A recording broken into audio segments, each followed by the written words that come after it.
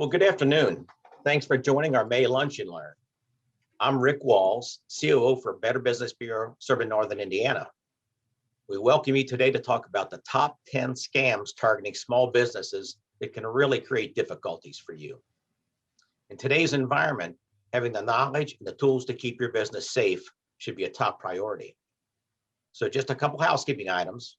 Everyone is on mute. Questions can be submitted anytime throughout the presentation via your chat box. Will be answered at the end of the presentation. Today's content will be presented by Nicole Thomas, our communications director here at the BBB. Nicole's a graduate of Ball State University and served as the media relations director for the Indiana Department of Transportation prior to finding her home here at BBB. So without further ado, Nicole, take it away. All right. Hello, everybody. Thank you for joining us for Risky Business. I'm actually going to turn off my camera so that when we record this, everybody will be able to see the slides and not my face. So give me just 1 second. All right. So today we're going to learn ways to protect your business. If you have encountered a scam, one of these scams or any other scam, we'd love for you to share your story. We'll have some time at the end to do just that. So let's go ahead and get started. Let's first talk about what risk is. So first, these are the 10 riskiest scams for small business, and risk is determined by the exposure. So how likely a business is to be targeted, as well as susceptibility. What are the odds that you'll be harmed by that scam when exposed? And then the median dollars lost, how much you lost on average. So all three of those things work out to determine how risky a scam could be to a business. Those you're exposed to more, you're more likely to be risky. Those that you're more susceptible to, and those that have a higher median dollar loss. So we're just going to jump right in. This part probably won't take too super long because you may know something about some of these scams. So the number one riskiest scam is an imposter scam. That could be a bank, a credit card company, and usually they work under the guise of verifying account information. So this scam, the way that it works, is a business is going to receive a call. Sometimes you get an email, or you may even get a fax, as random as that is today. So you'll receive a call or an email, a fax asking you to verify account information. And most people just say, you know, hey, okay, sure, I'll verify that for you. And they give the scammer your bank or credit card number under the guise of that verifying information. And then the scammer makes purchases using that bank or credit card number. And that ends up with you losing quite a bit of dollars.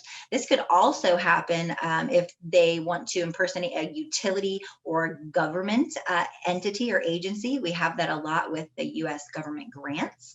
And this scam, the imposter scam, can have a median loss of up to $1,400.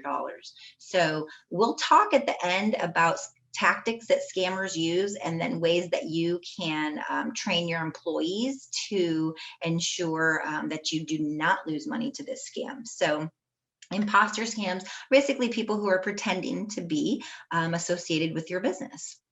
Our next scam, number two, is the fake check scam. This is a big scam that often hits consumers, but it can absolutely hit businesses as well. So a scammer may write a check to a business. The check is more than the customer's total invoice, and the customer asks the business to wire or send the overage back to them or a third party.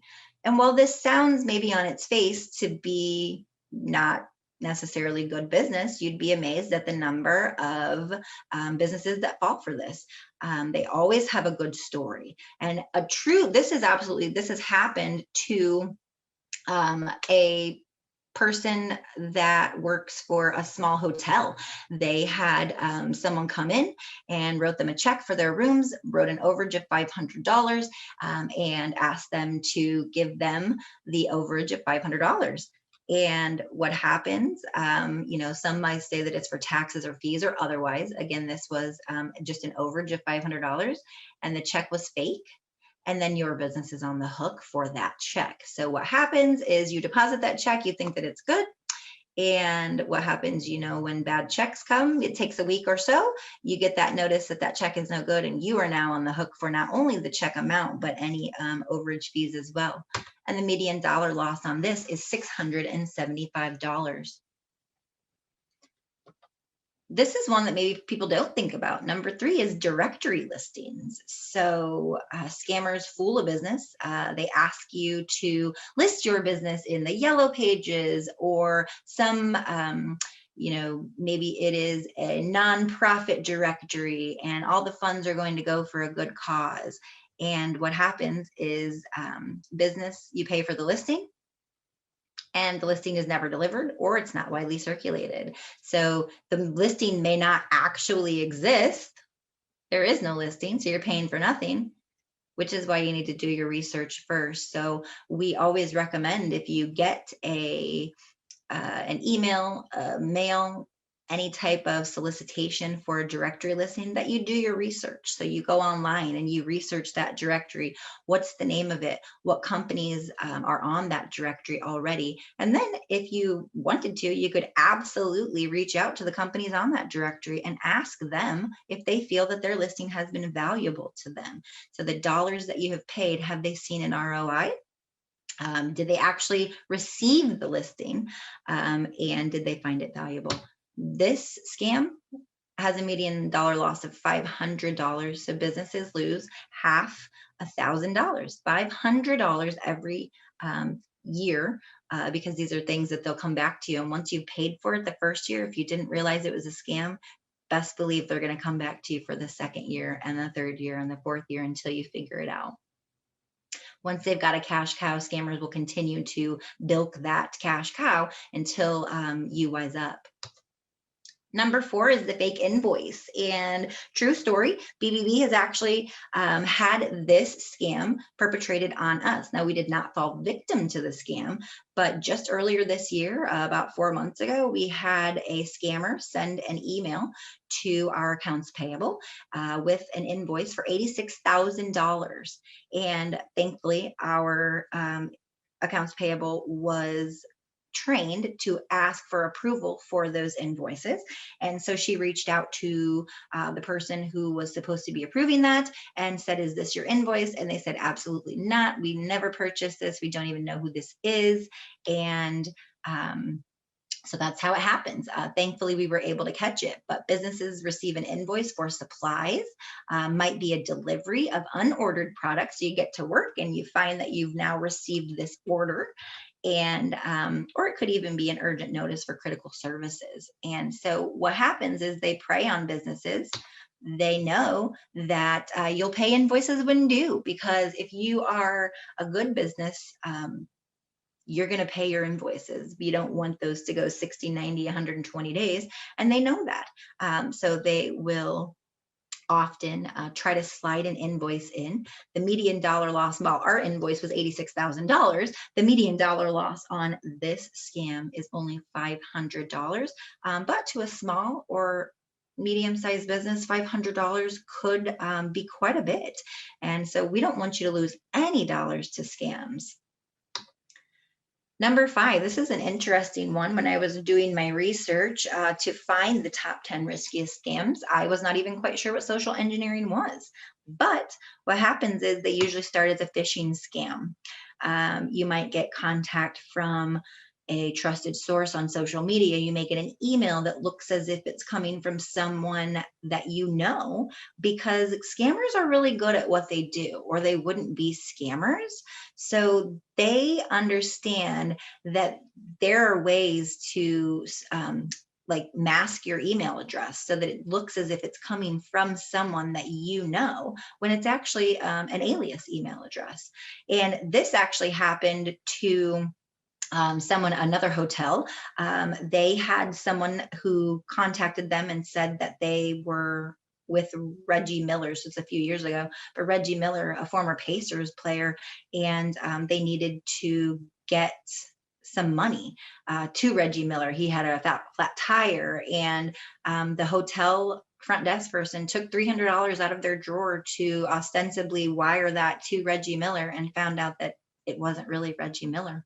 And so just 2 months ago, one of the anchors at a news station in our territory said that she herself received a text message from someone. It stated that it was from a friend, a coworker, and that coworker needed her to buy some gift cards for a charity that the coworker worked for. And so the anchor did what she was asked to do, went and purchased, she thought it was a little strange at first, but she went and she purchased the gift cards, and she's uploaded the information to her friend, quote unquote friend, and only to realize that her friend did not send that text message. It was from a scammer spoofing her friend's telephone number. So this could be a phone call from a coworker, or a senior employee. They could pose as being your boss and say that they need you to go do this. And they usually ask for sensitive information, password, credit card numbers. They might often, they may ask for gift cards. They may ask you to purchase something and send them the code. They usually look for the high value targets. So if they get your CEO or the CFO, then they call that whaling, as opposed to phishing. Phishing, they're just going to get your employees. But if they can get the CEO or the CFO, or others who have access to large dollar amounts of the company's funds, they call that whaling. And we've also seen this happen with ransomware attacks, where the scammers come in and they act as if they are your boss or someone important, and you click on a link, and then before you know it, they have taken your computer for ransom and basically said that they will not release it until you pay them XYZ dollars. And this has happened more than we care to admit in this area, because businesses don't often like to share when they've been scammed, unfortunately. It's the same thing with victims, with consumer victims. No one likes to share that they've been scammed. And that's really unfortunate, because that's the way that other people avoid scams, is hearing stories, hearing your stories, and knowing that it really can happen to people that they know. And one thing we always remind victims, whether business or consumer, is that you are never to blame. It is not your fault that a scammer took advantage of you. It is not your fault if you lose money to a scammer. It is always the scammer's fault. There are certainly things we can do, and we'll talk about those things to protect ourselves, but it's not your fault. So we encourage all businesses to share their stories so that other businesses can learn from them. The median dollar loss on social engineering is also $500. So some businesses lose more, some businesses lose less. But if you are the victim of a social engineering scam, you can expect to potentially lose up to $500. All right, our sixth scam is phony tech support. And this actually happens, it could be a phone call or a pop-up message on your computer. We've seen this where business employees are working, and all of a sudden they get a pop-up on their computer, and it looks like it's from Microsoft, or it looks like it's from Trend Micro. It looks like it's from a well-known company, and it says, hey, we've detected a virus, or we've detected malware, we've detected something on your computer. You need to, and what it asks you to do, it may ask you to run a utility to, click on a button to repair your computer. You click on that button and it may download malware actually into your computer. So you might not have a problem before you click on the button thinking that you're doing what's right. And unfortunately, then you actually create a problem. They could ask you to pay to fix the problem. So there could be a 1-800 number attached to that pop-up or that email. And it says, hey, call us immediately to fix your problem. Most of the time, the problem doesn't actually exist. They just make you think that it is. They kind of scare you into thinking that there's a problem, and no one wants their workflow to be interrupted, right? So we're all here to do a job, and we're all here to get our job done by the end of the day. So all of these types of things could potentially put an obstacle in your path to do that. And so oftentimes employees are just ready to get past the obstacle. So they do what's on the screen. And if the 1-800 number tells them to call, they call. And then they are often asked to pay to fix that problem. Or again, like I mentioned, they'll attempt to offer a computer maintenance program for you. So they may say, hey, click this link. And this could clean your computer up, when obviously it could actually download fake or malicious software to your computer.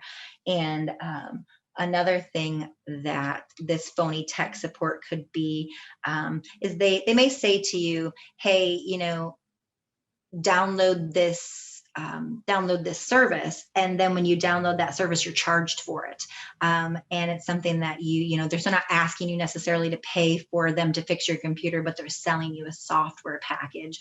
And sometimes that software package does not exist, or it does not do what it's supposed to do, or worse, it could be malicious, and it could be the type of program that watches all of the keystrokes that you put into your computer, and then it automatically has your passwords, your bank account information, anything that you have opened on that computer. The median dollar loss for this scam is $400. So again, a relatively costly scam. Number 7 is the charity scam. And this one, it might not scream out to you scam when scammers approach you, or people approach you asking for a donation. And we know that we have some of the most giving businesses in Indiana. They love to support a good cause. And so what happens is, they knock on your door, they pick up the phone, they send you an email, and they say, hey, we need a donation for. It sound like a wonderful cause. They may ask you to purchase advertising or space in a calendar to show support. We get that one a lot. And then unfortunately, it will sound very legitimate. It might be for cystic fibrosis, and the actual charity's name is just one word different from the scam charity's name. And they may even have a working website, because what we know is that scammers are extremely good at what they do, and they can spoof or fake websites that look exactly like the actual charity's website, so much so that you may not even notice. And again, sometimes there'll just be one letter or one character difference in those websites, and you may never even know that. But what happens is, after payment or donation, the scammers disappear. You never see your ad, or the charity doesn't exist. And so here is where we really, really encourage you to do some research. Visit give.org so that you can check this charity out, vet your charity, find out whether it exists, right? So not saying that we have an extensive list of every charity ever created at give.org, but there's a large number of records for charities around the entire country. And a lot of times these scammers will tell you that we are a satellite branch out of Minneapolis. Well, you can go to give.org and you can look that up, and you can call that the main branch and ask them if they really do have a branch here in Indiana that is soliciting you. The median dollar loss on this is $300. So again, not the most money, but certainly I'm sure that everybody on this call could think of things that they could do for their business with that $300. Insurance fraud is number 8. And this is something that really can be a high dollar loss, or it can be a low dollar loss, depending on how good your attorney is. But what happens is, scammers may claim a slip and fall. They may watch for your business vehicle that displays a logo and then slam on the brakes to cause a crash, all with the goal of an injury claim. So they want to ensure that they can take you to court and say that they were injured on your property or by your vehicle. And oftentimes these are soft tissue injuries. They don't show up on x-rays. And it really becomes an issue of he said, she said. And oftentimes these do go to litigation, at least not necessarily litigation, but it goes to negotiation between insurance companies. So it's really important that you check your insurance coverage as well as any security cameras that you have. If you have a storefront, it might be recommendable that you do have security cameras, because if someone comes in and says that they slipped and fell, how do you prove that it was honest or not? And having the appropriate insurance coverage is really important. So you want to talk to your insurance agent, and even maybe a lawyer about what coverages might be needed in Indiana. And our median dollar loss on that, they actually say $300 plus, because some large claims get paid out in the thousands of dollars, tens of thousands of dollars, depending. So while BBB's research shows this to be a $300 loss, it could absolutely be much more.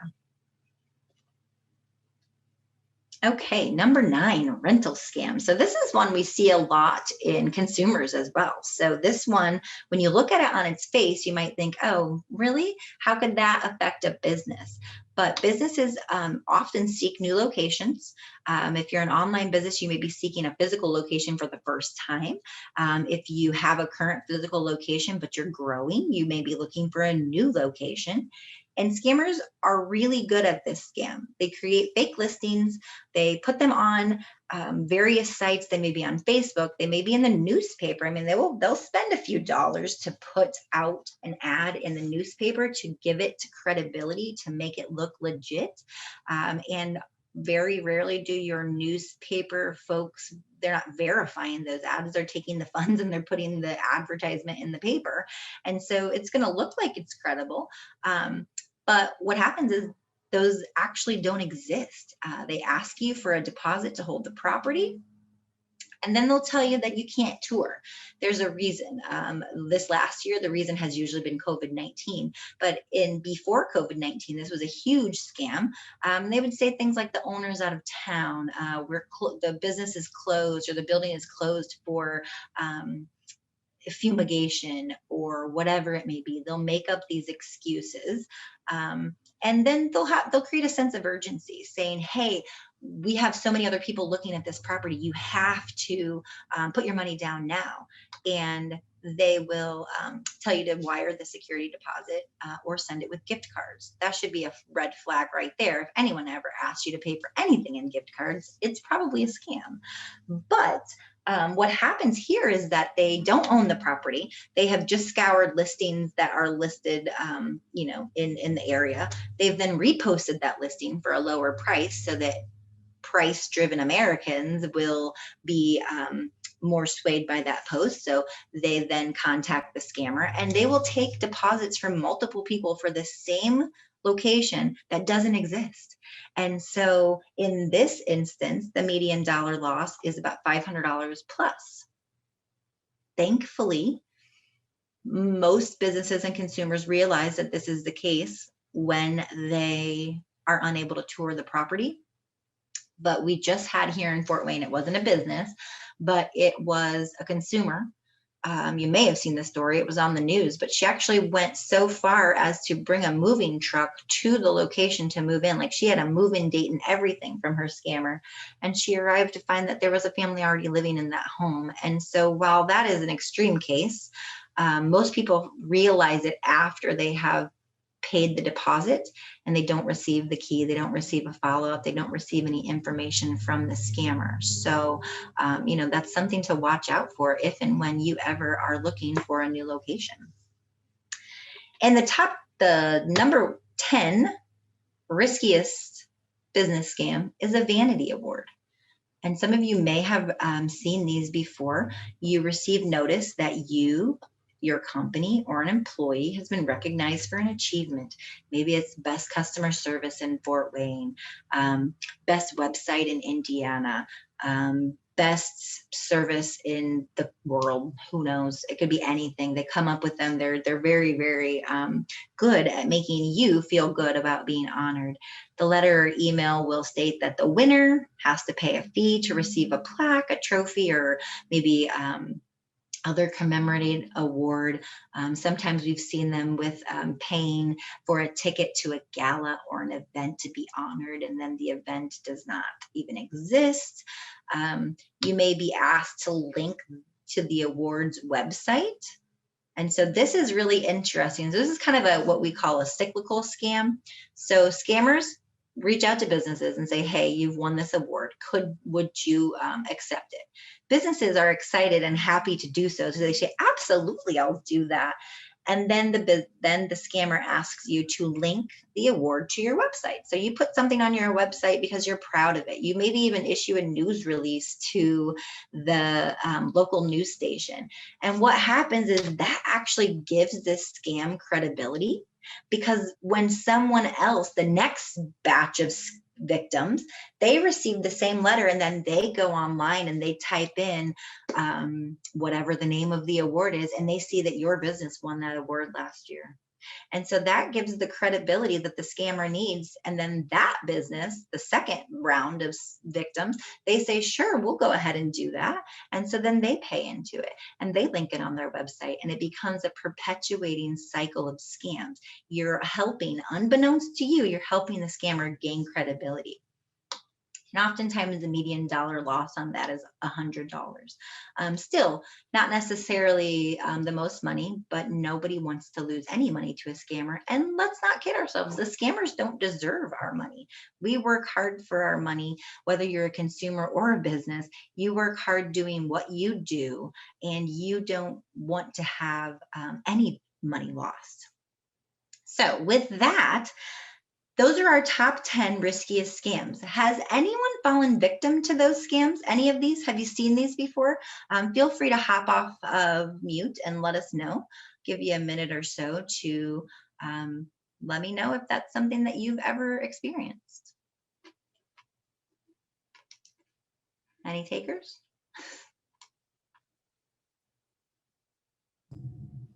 Well, I'm glad. I think that's awesome that maybe you haven't experienced these scams. So we're going to move on. We're going to go now to the tactics that scammers use.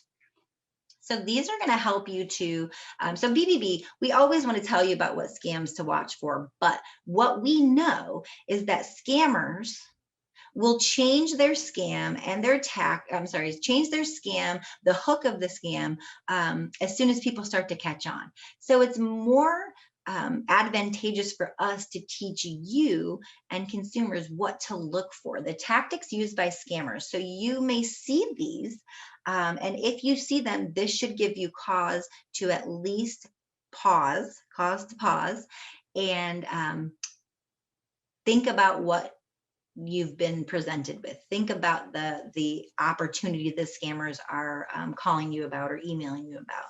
So the first tactic is they pretend. They pretend to be someone you trust. You see that in that imposter scam. You see that in the social engineering scam. So they want to make themselves believable by pretending that they are somebody that you can trust, whether it's a government agency, from someone in your company, or maybe it's a partner company that you work for. So they pretend. So don't always believe the email, the text message, the telephone call. Vet that before you answer any questions that may give out sensitive information. The next tactic is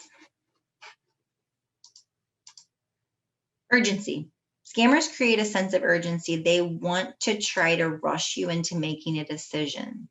They want to try to scare you. They want to try to knock you off your game so that you are not thinking correctly, so that your common sense and your logic is suspended to try to work through the problem that they just presented you with. They may provide several reasons for that sense of urgency. Again, you have to get in now. You have to complete your vanity application by a specific date, or you'll be left out. You have to fill out this information with your bank account information, or it will be frozen. Whatever it is, you must give your deposit for this rental location immediately via wire transfer, or we're going to give it to someone else. They make their money by creating urgent situations. Another tactic is intimidation and fear. They'll tell you something terrible will happen. And oftentimes this is used in tandem with the urgency. So they'll tell you that if you don't do what they say, the police are going to show up on your door. They're going to report you to an industry group and have your licenses taken away. They will, and this says they work with the urgency tactic to deny you time to check out their claims. Those two things together throw you off your game so that you suspend logic and common sense to fall for their scam. That is how almost all scammers work.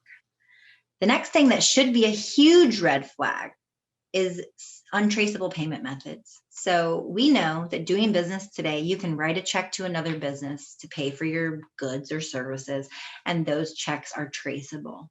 Scammers want you to pay in ways that can't be traced. Why? Because they're scammers and they don't want to have those things tracked back to them. So they may ask you to pay by wire transfer, which might not always send up red flags, because we do often wire transfer things in our world. If you're buying a house, you probably have to wire transfer to your down payment. So wire transfers may not automatically, especially in the business world, may not automatically be a red flag, but it should at the very least be something that causes you to ask questions. Why do I have to wire transfer this? And why can't I just send you a check or money order? Reloadable gift cards, guys, anytime. And I'm going to, as long as I'm with the BBB, you're going to hear me say this a million times. Never, ever, ever, ever, ever, ever, ever, ever pay for anything with a gift card. Number one, a legitimate business is not going to ask you to pay for something from their business with a reloadable gift card from some other business, right? That's like going to JCPenney and they say, hey, okay, great, you can pay for these pants with a gift card from Macy's. Does that make any sense? No. So legitimate businesses will not ask for payment in reloadable gift cards unless it's a gift card to their company. But we see this all the time, not as much in businesses, but all the time in consumers. So never, ever, ever, ever use gift cards to pay for something, because two things can happen. Number one, you're going to pay with a gift card and then you're never going to see the item or whatever it is that you're paying for. Or what we've seen a lot is that you give them the numbers, the unique numbers on the back of the gift card. You give the scammer the numbers and they say, oh, there's no money on these gift cards. What are you talking about? We need another $100 now.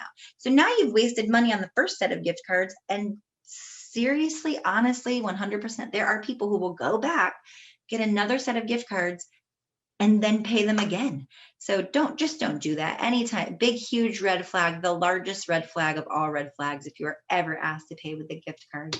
And then there could be other electronic payment methods, whatever that may be. We are starting to see companies now take Apple Pay and things like that, but they're still not necessarily wading into Venmo or Cash App. Not saying that they haven't, but it's probably fewer and far between for you to have businesses that do accept those fringe payment methods.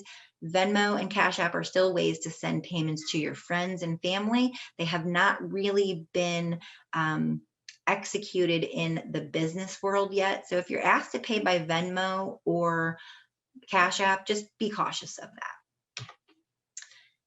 Now we're going to talk about how to protect your business, okay? So now we know what scams there are, what tactics scammers use, and here's what you can do to protect your business. The number one and biggest way to protect your business and keep your information safe is your employees. Your best defense to business scams is an informed workforce.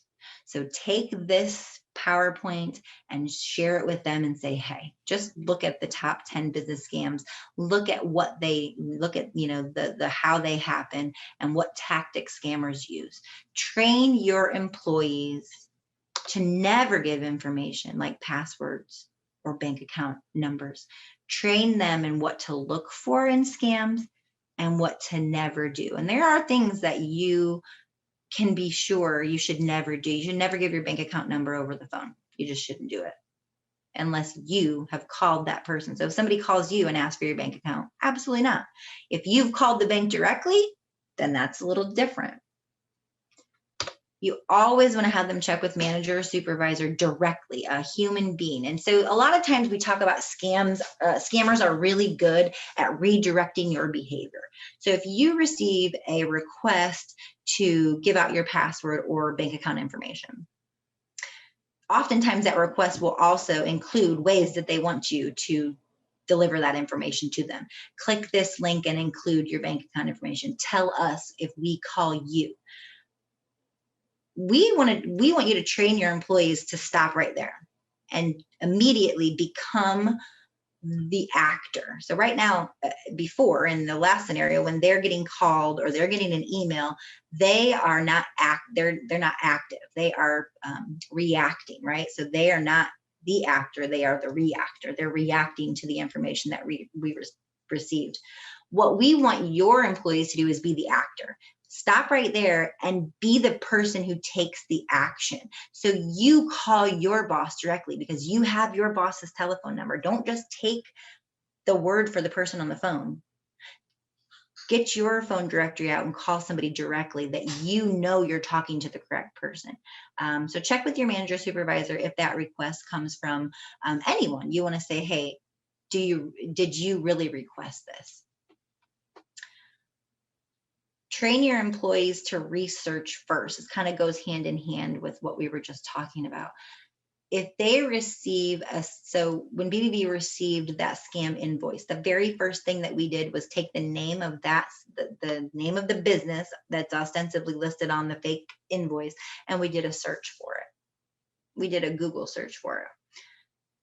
What happened is, in that instance, information was shown about a business that had that exact name. When we Googled the name of the business with the word scam or complaint after it, then we started to receive information and reviews from other people who had had a scam instance with that business. So the business was legit, but the invoice wasn't. So if we had just Googled the name of the business, we would have seen, oh, it is a legitimate business. We still would have had to figure out how we were connected to it. But at first glance, it was a real business. Once we added the word scam, though, and we recommend that that's what you do, you Google whatever it is, plus the word scam, then you start to see hundreds of posts of other people who have had the same experience. You also want to train your employees to ask questions. So ask questions of the person on the phone or the person in the email, the person on the text message, whatever it is. If it is an employee of your business who has texted you asking you to buy gift cards for a charity that they work for. If you remember, that was what happened to the news anchor. They're not from Fort Wayne, but so their coworker texted and said, I need these gift cards. If that anchor would have asked one or two pointed questions, one of them being why? Why do you need this? A lot of times scammers will just back off. If you start asking questions, scammers will usually back off for two reasons. Number one, because they know that potentially you're catching on. But number two, scammers' business is to make money. And if you're asking questions and they have to babysit you to make money, they're going to move on to the next victim. They don't need to answer your questions because there's 47 other people lined up in their scam queue that they're trying to get money from. So if you start asking them questions, now I won't say that that's a end all be all, because we've actually had people who have been strung along for months by asking questions of a scammer. So it really depends on how dedicated your scammer is.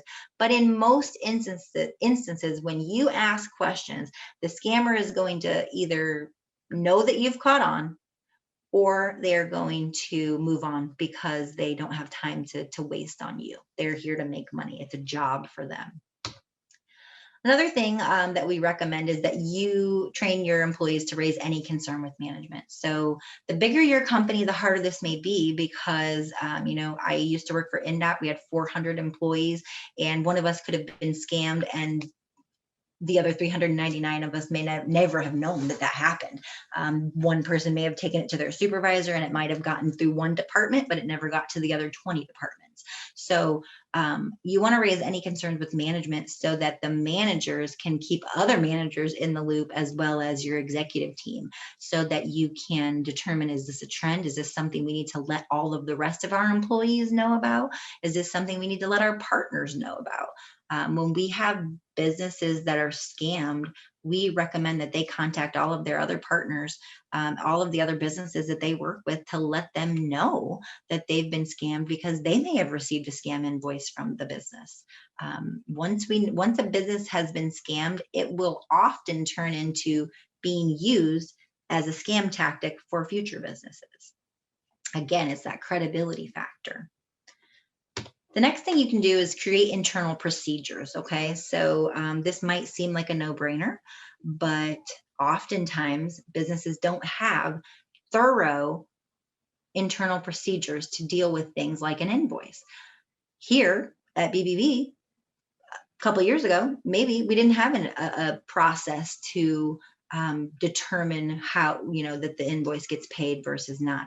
They might have landed on our accounts payable's desk. She looks at them, says, okay, sounds great, writes the check and pays them, just like the scammer wants you to do. And so you want to make sure that you create internal procedures to address things like that. If you're asked for a password, here's what you do: A, B, C, and D.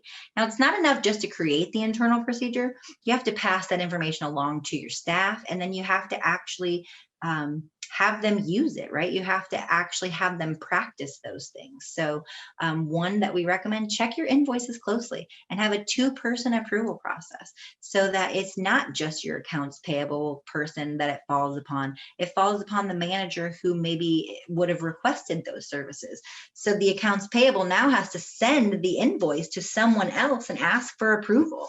And that person is that second set of eyes, and they say, hey, wait a minute, I didn't ever order this. This is not something I did. And that creates a barrier or a buffer for you to be able to avoid that scam. Another thing that we recommend is to limit who's authorized to place orders and pay invoices. So at BBB, that's our management staff only. If you are not a manager, then you cannot file a PO. You cannot purchase something. You cannot purchase something with your credit card and turn in a reimbursement. It has to be approved in advance here, or we have certain people who can do those things. So you want to make sure that not everybody in your business is authorized, because too many chiefs, not enough Indians. You may, some of those invoices may slip through the cracks. And then you want to definitely talk to your employees about that unexpected call or that emergency tactic, so that you have an internal procedure that says no spending can be triggered by an unexpected call, email, or invoice. It still has to be worked through the same process, no matter whether it's an emergency, a 2-day invoice, a 20-day invoice, or a 200-day invoice. It has to go through the same process. On that same note, you want to pay attention to how someone asks to be paid. Here it is again. If asked to pay by wire transfer or ding, ding, ding, ding, gift card, it's a scam. Don't do it, okay? The next thing you can do is be tech savvy, right? And a lot of the scams that are perpetrated today are digital scams. They're online scams. They come through your computer. They come through your phone. That's not to say that you can't have a scam that is not digital, because there are lots of scams that are not digital. But the majority of scams today, because of the world that we live in, often are technology based. So you, as a boss, an owner, a manager, you want to make sure that you understand technology, how your company uses it, how it actually works, and what happens when it breaks down, so that you can also have your employees understand that. You want to watch for spoofing. I wish I would have made a slide here. So I should have, but what you can do, it's very easy to spoof an email address, okay? So when you receive an email, it looks like it's from John Jacob Jingleheimer Schmidt, but if you take your mouse and you hover your mouse over top of that email address, oftentimes in a scam email, you will see that it really came from 33339944@aol.com or a completely different email address. That's called spoofing. They're creating an alias email and they're sending it to you and then making it look like it came from John Jacob Jingleheimer Schmidt when it really didn't. So you need to watch for that, and you need to have your employees know what that is. What is spoofing and how to avoid it? Do your employees know how to verify that they received an email from the person that it really came from? Oh, here's a good one too. Don't believe your caller ID. Don't believe your caller ID, because in addition to the fact that they can spoof your email, they can spoof the caller ID. We get calls about this at BBB all the time. Consumers call us and say, hey, I just got a call from Lutheran Health Network, but when I called them back, they have no idea what I'm talking about. Or I just got a call from ABC Roofing and I called them back and they have no idea what I'm talking about, because the scammer was spoofing ABC Roofing or Lutheran Health Network or whoever. A couple months ago, I actually reached out to Parkview and said, hey, we're getting a high number of complaints that people are getting scam calls from your, or solicitation calls from a Parkview number. And they say, oh yeah, this happens all the time. We know, and so it's such a common thing in the big, in world of big business, especially like a Lutheran or a Parkview, where you have so many different extensions and telephone numbers that dial into the same main number. They say it's common. It's completely common. So don't believe your caller ID. One thing that we recommend is that if you don't think that the caller ID is correct, or even if you have minuscule suspicions, hang up and do a Google search of the actual numbers. So American Electric Power will ostensibly call, it's really a scam, but they will quote unquote call a consumer and say, hey, your electric bill is past due, we're turning off your electricity tomorrow. And that obviously is the urgency and the horrible things tactic work together. But what we recommend is you just hang up from that person and call AEP directly. And when you call AEP directly, they're going to say, no, that's not the case at all. So, again, it goes back to you being the actor and not the reactor. If you are the one that is calling AEP, you've gotten the correct number, you've gotten the correct company, and the information you're going to get from them is correct. Double check email addresses. We just kind of talked about that. Because that's something really important. And it's just a second nature to me. Every email I get, I'm not from internal necessarily, but every external email, I always just hover over the email with my mouse and see if any alias email is displayed. Again, going with being tech savvy, understand that it's very easy to make things look real online. It costs maybe $20 a month for a domain. And if you're a scammer who can code, or you can build a page, you can make it look as real as Pepsi. You can make it look as real as Vera Bradley. You can make it look as real as anything else. And so scammers, when they do that, when they make those websites look legitimate, you fall victim to that. We have people who, businesses and consumers alike, who go to scam websites. They look so legitimate. They put their information in there. They quote unquote buy a product, put their credit card information in there, and within hours, the money in their credit cards have been maxed out. So this is something, one way that you can do that. One way you can check for the legitimacy, or at least the security of a website, is to look for the HTTPS. When you're looking in the address bar, it should always say HTTPS. You should, if you don't have that S, go immediately back out of your browser, shut it down, and don't go back to that website. The S means secure, and you do not want to put payment information into any website that does not have HTTPS : //. They can also hack your social media accounts for businesses and people. So this is where that social engineering comes, right? You receive a message from a friend that says, hey, look, I got this cool thing. It's for a business grant, or it is for whatever. It could be anything. It could actually be from a business reaching out to you and saying, hey, we've got this really cool deal. Click here. And unfortunately, the accounts have been hacked and it's fake.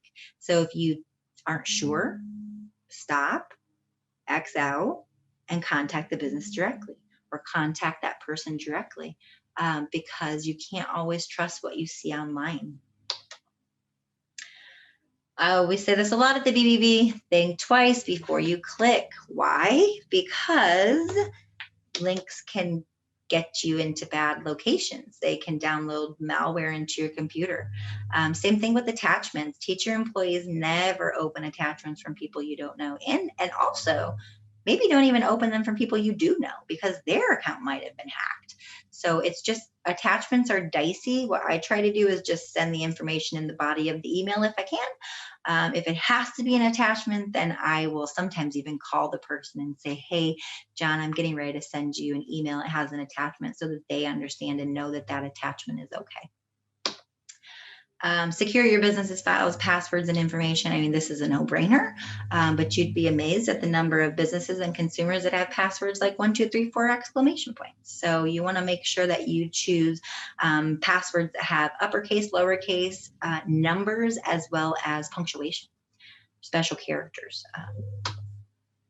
And then here is our last tip, I believe. Know who you're dealing with. Check them out in advance. Research companies for free at bbb.org. Are they accredited or not? Do they have complaints? Do they have reviews? What do those complaints and reviews say? Search that company name with the term scam or complaint to read what other people are saying. Again, that is a huge way to have your finger on the pulse of scams. Obviously I work for a scam agency, but I probably do this 10 times a day just to research a business to see if they are legit. And you can also research charities at give.org. So bbb.org and give.org should be in the very beginning stages of your research. And then you never want to pay for free information. So again, you can go to bbb.org's website and it's completely free. You're never going to have to pay to receive information about a business or somebody you're going to do work with. So with all of that said, now you know what to look for and how to protect yourself. BBB is working with a company called Cyber Support Network, as well as Microsoft. And what we're looking for small businesses to tell their story. As you can see here, 43% of cyber attacks target small businesses, because they often know that small businesses and charities often don't have a lot of funds to dump into recovering from cybersecurity attacks. And I just heard something the other day that was really poignant. A business who suffers a scam is more likely to close within the 1 year following the falling victim of a scam, because oftentimes small and medium businesses do not have the resources to combat or come back from a scam, depending on how big of a loss it is.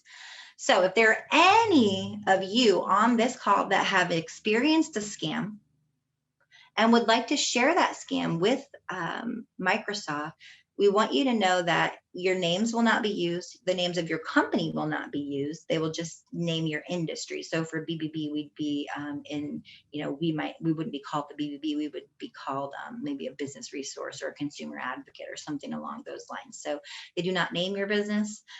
They do not name you. They just want to be able to compile these stories, because as I mentioned at the beginning of the webinar, oftentimes when businesses hear other businesses that have stories that are similar to things that they have experienced, that can help them avoid future scams, or it will encourage them to tell their story as well. So if anybody is interested, please reach out to me and let me know that you'd be interested to share your story so we can get those over to Microsoft. All right, so are there any questions? Megan, if there are questions in the chat, can you let me know? I don't think I can see those. Let me see if I can. No, I can't. I don't think I can see the chat. So if there are any questions in the chat, let me know. If you all have any questions, please feel free to hop off of mute and let me know. I'm happy to answer them for you if I can. And if not, That's good, because that means that I did my job and I gave you all the information you needed. Let me go ahead and come back on video now.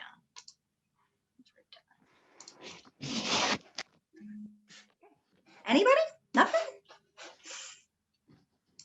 Well, I'm going to take that as a good sign. You're welcome, Elizabeth. Thank you for joining us today.